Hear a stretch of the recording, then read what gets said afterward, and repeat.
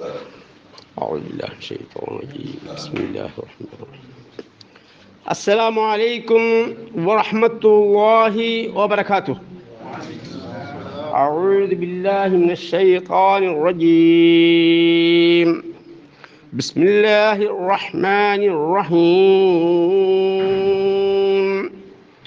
فلما جاءتهم رسلهم بالبينات فرحوا بما عندهم من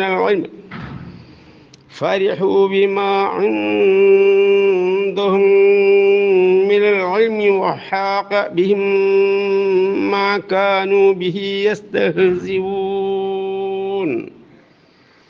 സൂറത്ത് ഗാഫിർ അൽ മുഅ്മിൻ 83-ാമത്തെ വചനം. തൊട്ട് മുമ്പ് ഉള്ള വചനമായിരുന്നു ഇതിനു മുമ്പ് നമ്മൾ മനസ്സാക്കിയത്. തുടർന്നു കൊണ്ട് അല്ലാഹു തആല പറയുന്ന കാര്യമാണ് ഇത്.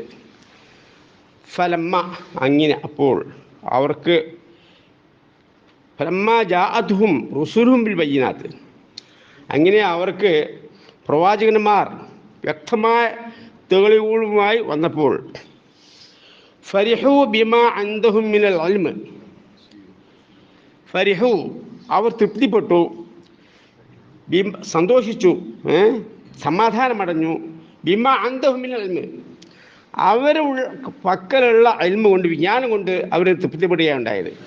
പ്രവാചകന്മാർ കൊണ്ടുവന്ന വിഷയത്തിലേക്ക് അവർ ശ്രദ്ധ കൊടുത്തില്ല, തിരിഞ്ഞളഞ്ഞു. ആ വിഷയ സംബന്ധമായി ഇൻഷാ അല്ലാഹ് ഞാൻ ചെറിയൊരു വിശദീകരണം നൽകാൻ ആഗ്രഹിക്കുന്നുണ്ട്. വഹാഖ ബിഹിം മാ കാനൂ ബിഹി യസ്തഹ്സിഊൻ വഹാഖ ബിഹിം അങ്ങനെ അവരെ വലയം ചെയ്തു, ആ ശിക്ഷ അവരെ വലയം ചെയ്തു. മാ കാനൂ ബിഹി യസ്തഹ്സിഊൻ ഏതൊന്നായിരുന്നോ അവർ പരിഹസിച്ചുകൊണ്ടിരിക്കുന്നത്, ആ ശിക്ഷ അവരെ വലയം ചെയ്തു എന്നാണ് അല്ലാഹു തആല നമുക്ക് വ്യക്തമാക്കി തരുന്നത്. ഒരുപാട് സമൂഹത്തെ നശിപ്പിച്ച ചരിത്രം പറഞ്ഞതിന് ശേഷം എന്തായിരുന്നു കാരണം ഒന്ന് രണ്ട് കാരണം മുകളിൽ പറഞ്ഞു, ഒന്ന് രണ്ട് കാരണം കൂടി ഈ ആയത്തിലൂടെ പറയുകയാണ് അല്ലാഹു തആല.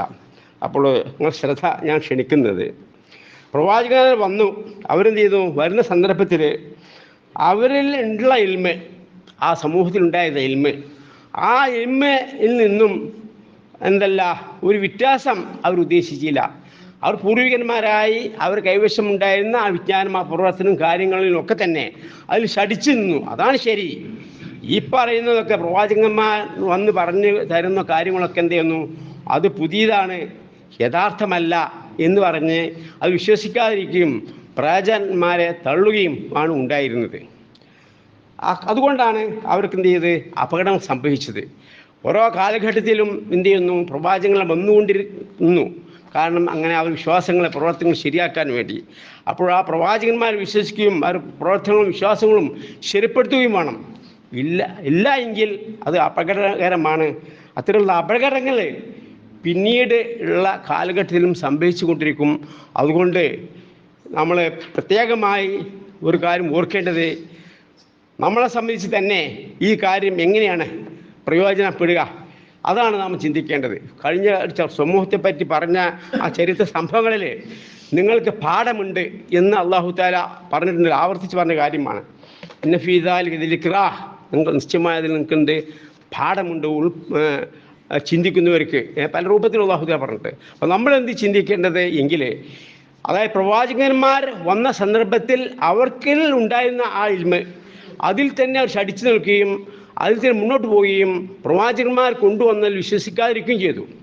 അത്തരത്തിലുള്ള അവസ്ഥ ഇപ്പോൾ നമ്മളിലുമുണ്ടോ എന്ന് നാം ഒരു പരിശോധിക്കേണ്ടതുണ്ട്. കാരണം കാലഘട്ടത്തിൽ കുറേ കഴിയുമ്പോൾ എന്ത് ചെയ്യുന്നു, മനുഷ്യരുള്ള നമ്മൾ വിശ്വാസങ്ങൾ, അതേപോലെ തന്നെ നമ്മൾ കർമ്മങ്ങളിലൊക്കെ തന്നെ വ്യത്യാസം വന്നുകൊണ്ടിരിക്കും. ഉറപ്പാണല്ലോ, അതാണ് ചരിത്ര സംഭവങ്ങൾ നമ്മൾ പറയുന്നത്. അപ്പോൾ നമ്മൾ ചെയ്തുകൊണ്ടിരിക്കുന്ന ആ പ്രവർത്തനങ്ങളും അതേപോലെ നമ്മളെ വിശ്വാസങ്ങളും ശരിയാണോ അല്ലേ എന്നെന്ത് ചെയ്യണം, നമ്മൾ പരിശോധിച്ചു കൊണ്ടേയിരിക്കണം. ഇല്ല എങ്കിൽ ആ പറഞ്ഞ സമൂഹത്തെ പോലെ നമ്മളും ആയിക്കൊണ്ടിരിക്കും. നമ്മൾക്കുള്ള ഇൽമ അത് മതി, ഇനി എങ്ങനെ ജീവിച്ചു പോയാൽ മതി അത്യാവശ്യമൊക്കെ നമ്മൾ പഠിച്ചിട്ടുണ്ട്, ഖുർആൻ പാരായണം ചെയ്യാൻ പഠിച്ചിട്ടുണ്ട്, ദീനി കാര്യങ്ങളൊക്കെ നമ്മൾ പഠിച്ചിട്ടുണ്ട്. ഇനി എങ്ങനെ നമ്മൾ ഇങ്ങനെയാണ് പോയാൽ മതി എന്ന ചിന്തയിൽ പോയി കഴിഞ്ഞാൽ ധാരാളമായ അന്ധവിശ്വാസവും അനാചാരങ്ങളും കൂടിക്കൊണ്ടിരിക്കുന്ന കാലഘട്ടത്തിലൂടെയാണ് നാം ജീവിച്ചുകൊണ്ടിരിക്കുന്നത്. അവരിൽ നിന്നും എന്ത് ചെയ്യുന്നു? അന്ധവിശ്വാസവും അനാചാരങ്ങളും നമ്മളിലും കയറി വരും, തലമുറകളായി അങ്ങനെ സംഭവിച്ചിട്ടുണ്ട്. അതുകൊണ്ട് നമ്മളെന്ത് വേണം? നമ്മൾ ഈമാനെ പുതുക്കിക്കൊണ്ടേയിരിക്കണം. അതേപോലെ കർമ്മങ്ങളും പരിശോധിച്ചുകൊണ്ടേയിരിക്കണം. പരിശുദ്ധ ഖുർആനും തിരുനബി സല്ലല്ലാഹു അലൈഹി വസല്ലമയുടെ ചര്യകളും നമ്മൾ മുമ്പിൽ വെച്ചുകൊണ്ട് അത് പഠിച്ചറിഞ്ഞുകൊണ്ട് ആവർത്തിച്ച് നമ്മൾ എന്ത് ചെയ്യണം? അക്കാര്യം വളരെ ശ്രദ്ധിക്കേണ്ടതുണ്ട്. ഇല്ല എങ്കിൽ ആ സമൂഹത്തെ പോലെ നമ്മളായി പോകും. ഇതുപോലെ ഒരു കൃഷി നമ്മൾ ഇട്ട് കഴിഞ്ഞു. ആ കൃഷിയിൽ നിന്ന് എന്ത് ചെയ്യണം? കുറച്ച് കഴിയുമ്പോൾ കളകൾ, പുല്ലുകളുണ്ടാവും. ആ പുല്ലുകൾ എന്ത് ചെയ്യണം? നമ്മൾ പറിച്ചു കൊടുക്കണം, മാറ്റി കൊടുക്കണം, ആവശ്യമില്ലാത്ത പുല്ലുകൾ. അതേപോലെ ഒരു കത്തി, മൂർച്ചയുള്ള കത്തിയായിരുന്നു, അത് മുറിച്ച് എന്ത് ചെയ്തു? ആ കത്തിയിൽ മൂർച്ച പോയി. അത് നമ്മൾ എന്ത് ചെയ്യും? ഇടയ്ക്കിടയ്ക്ക് മൂർച്ച കൂട്ടി കൊടുക്കണം. എന്നെ പോലെ കൃഷിക്ക് വെള്ളം നമ്മൾ ഒഴിച്ചുകൊണ്ടിരിക്കുകയാണ്. വെള്ളം ഒഴിക്കാണ്ടിരുന്ന് കഴിഞ്ഞിട്ടുണ്ടെങ്കിലോ ആ കൃഷി വരണ്ടു പോകും, ഉണങ്ങിപ്പോകും. എന്ന പോലെ നമ്മളെ മനസ്സിൽ ഉള്ളിൽ ഉള്ള ഈമാൻ, ആ ഈമാൻ എന്ത് ചെയ്യണം? നമ്മൾ ഇടയ്ക്കിടയ്ക്ക് ഇങ്ങനെ പുതുക്കി കൊടുക്കണം. അത് എങ്ങനെയാണ് പുതുക്കി കൊടുക്കേണ്ടത്? അതിനാണ് വിശുദ്ധ ഖുർആൻ അർത്ഥത്തോട് വായിച്ച് പഠിക്കുക, അതിന് തഫ്സീറായ നബി സല്ലല്ലാഹു അലൈഹി വസല്ലം ഹദീസും വായിച്ച് പഠിക്കുക. ഇത് നമ്മുടെ വിശ്വാസങ്ങൾ, നമ്മുടെ കർമ്മങ്ങൾ, നമ്മുടെ ചുറ്റുപാടുമുള്ള വിശ്വാസങ്ങളും കർമ്മങ്ങളൊക്കെ ശരിയാണോ എന്ന് പുനഃപരിശോധന നമ്മൾ നടത്തണം. അതല്ല നമ്മൾ ഇപ്പോൾ ഉള്ള കുറേയൊക്കെ പഠിച്ചു, നമ്മൾ മർസ പാഠ കാര്യങ്ങൾ നോക്കുക, നമ്മുടെ കുട്ടികളെ സംബന്ധിച്ചിടത്തോളം ഒക്കെ നോക്കുക, നമ്മളെ സംബന്ധിച്ചിടത്തോളം നോക്കുക, നമ്മൾ ഏതൊക്കെ പഠിച്ചു, മദ്രസയിൽ നിന്ന് എന്തൊക്കെ പഠിച്ചു, നമ്മളെ പൂർവികന്മാരെ നമുക്ക് കിട്ടിയ എൽമ അറിയിച്ചുകൊണ്ട് നമ്മളിങ്ങനെ പോയിക്കൊണ്ടിരിക്കുകയാണ്. അതേപോലെ നമ്മളെ മക്കളെ, കുഞ്ഞുമക്കളെ മദ്രസയിൽ നമ്മൾ എന്ത് ചെയ്യുന്നു? പറഞ്ഞയച്ചുകൊണ്ടിരിക്കുന്നു. ഏകദേശം കുട്ടികൾ വരുന്ന എന്ത് ചെയ്യുന്നു? 7ാം ക്ലാസ് വരെ പോയിരിക്കും, അതിലപ്പുറം എന്ത് ചെയ്യുന്നില്ല, കുട്ടികൾ പോകുന്നില്ല.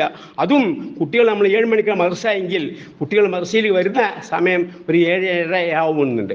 ഒരു 8-8:15 ആകുമ്പോഴേക്കും അവർക്ക് പോകും വേണം. ബസ് വരുന്നുണ്ട്, വണ്ടി വരുന്നുണ്ട്, പല സ്കൂളിലേക്ക് പോകുന്നുണ്ട്, നഴ്സറിക്ക് പോകുന്നുണ്ട്. ഇതിന് അപ്പോൾ ശരിക്കും ഒരു 3/4 മണിക്കൂർ കണ്ടിട്ടാണ് നമുക്ക് കുട്ടികൾ വിദ്യാഭ്യാസം കിട്ടുന്നത്. കുറച്ചുകൂടെ പോയി കഴിഞ്ഞാൽ ഒരു 8-8:30 വരെ എങ്കിലും ഒരു വീരും കൂടി കുറച്ച് കുട്ടികൾ കൊടുക്കും. 9 മണി സമയമാണെങ്കിലും കൂടി 9 മണി സമയത്ത് വിടുന്ന സമയത്ത് വളരെ കുറച്ച് കുട്ടികളെ ഉണ്ടാവുള്ളൂ. പിന്നീട് എന്ത് ചെയ്യുന്നു? ഈ കുട്ടികൾ ഇതേമായി പോയി. അപ്പോൾ പല പാഠങ്ങളും അവർക്ക് എന്ത് ചെയ്യില്ല, 7ാം ക്ലാസ് വരെ കഴിഞ്ഞു, പഠിച്ചു, പോവുക എന്നല്ലാതെ പിന്നെ ഹൈസ്കൂൾ കണ്ട് എത്തിക്കഴിഞ്ഞിട്ടുണ്ടെങ്കിൽ പിന്നെ ആ കുട്ടികളെ നമുക്ക് കിട്ടുന്നില്ല. മനസ്സിലാക്കുക. പിന്നെ ആ കുട്ടികൾ എന്ത് ചെയ്യുന്നു? ഒന്നിക്ക് ഡോക്ടറാകുന്നു, എഞ്ചിനീയർ ആകുന്നു, അല്ലെങ്കിൽ മറ്റുള്ള എന്തോ ഉയർന്ന വിദ്യാഭ്യാസത്തിൽ മറ്റോ വിധത്തിലേക്ക് പോയിക്കൊണ്ട് ഇരിക്കുന്നു. അവർക്ക് എന്തില്ല, പുതുതായിട്ട് എന്തെന്നില്ല, ഒരു വെള്ളിയാഴ്ച ദിവസം അല്ലെങ്കിൽ ഒരു പ്രസംഗം അവരിൽ നിന്ന് ചെറിയൊരു ഉപദേശം കിട്ടുന്നു. അതും പലപ്പോഴൊക്കെ കുട്ടികൾ വരുന്നത് ആ 2 റക്അത്ത് നിസ്കരിക്കുന്ന സമയത്താണ്. കാര്യമായ ചിലർക്ക് അതിനും സമയം കിട്ടുന്നില്ല, അത് ജോലി തിരക്കിലാണ്, അതുകൊണ്ട് പോരാൻ പറ്റൂല. അങ്ങനെ ആകുമ്പോൾ നോക്കുമ്പോൾ നമുക്ക് എന്തിനില്ല, ഇൽമ് ഇല്ല. നമ്മളെന്ത് മൂർച്ച കൂട്ടാനുള്ള ഒരു അവസരം നമുക്ക് നഷ്ടപ്പെട്ടു പോകുന്നു. അക്കാരണത്താൽ നമ്മളെന്ത് ചെയ്യുന്നു? കുറേയൊക്കെ വിട്ടുവീഴ്ചകൾ ചെയ്ത് നമ്മളെ ചുറ്റുപാട്ടിലുള്ള അന്ധവിശ്വാസം അനാചാരങ്ങളിലും കൂപ്പ് കുത്തിക്കൊണ്ടിരിക്കും. അതിനായി നമ്മൾ എന്ത് വേണം? നമ്മൾ കരുതി കൂട്ടി തന്നെ വിശുദ്ധ ഖുർആന് അർത്ഥത്തോട് വായിച്ച് പഠിക്കാനുള്ള ഇടയ്ക്കിടയ്ക്ക് കൃഷിക്ക് വെള്ളം ഒഴിച്ചു കൊടുക്കുന്ന മാതിരി നമ്മൾ ഹൃദയത്തെ ശുദ്ധീകരിക്കുവാൻ വിശുദ്ധ ഖുർആൻ അർത്ഥത്തോട് വായിച്ച് പഠിക്കൽ അത്യാവശ്യമാകുന്നു. അല്ലെങ്കിൽ എന്ത് ചെയ്യുന്നു? ഹൃദയത്തിന് കാഠിന്യം ഉണ്ടായിപ്പോവും. അതേപോലെ നബി സല്ലല്ലാഹു അലൈഹി വസല്ലം ചര്യകൾ പരിശോധിക്കാൻ വേണ്ടി നബി സല്ലല്ലാഹു അലൈഹി വസല്ലം ചര്യകൾ നമ്മൾ എന്ത് ചെയ്യണം? ഇടയ്ക്കിടയ്ക്ക് എന്ത് ചെയ്യണം? പഠിച്ചറിഞ്ഞുകൊണ്ടേയിരിക്കണം. ആ ഒരു കാര്യം അത്യാവശ്യമാണ്. ഇല്ലെങ്കിൽ നമ്മൾ ഹൃദയത്തിന് കാഠിന്യം ഉണ്ടായിപ്പോകും. അങ്ങനെ യഥാർത്ഥ മാർഗത്തിൽ നിന്ന് നാം തെറ്റിപ്പോയി അന്ധവിശ്വാസങ്ങളും അനാചാരങ്ങളും നമ്മളിൽ ആഴം ചെയ്യും. അതുകൊണ്ട് അങ്ങനെ അവസ്ഥ ഇല്ലാതിരിക്കുവാൻ വേണ്ടി നമ്മൾ ഹൃദയത്തിനെ ഇടയ്ക്കിടയ്ക്ക് ആ കാഠിന്യം ഇല്ലാതാക്കുവാൻ വേണ്ടി ഖുർആന്റെ സന്ദേശങ്ങൾ, നബി സല്ലല്ലാഹു അലൈഹി വസല്ലം ഹദീസുകൾ നമ്മൾ എന്ത് ചെയ്യണം? ഹൃദയത്തിൽ ഇറങ്ങിച്ചെല്ലണം.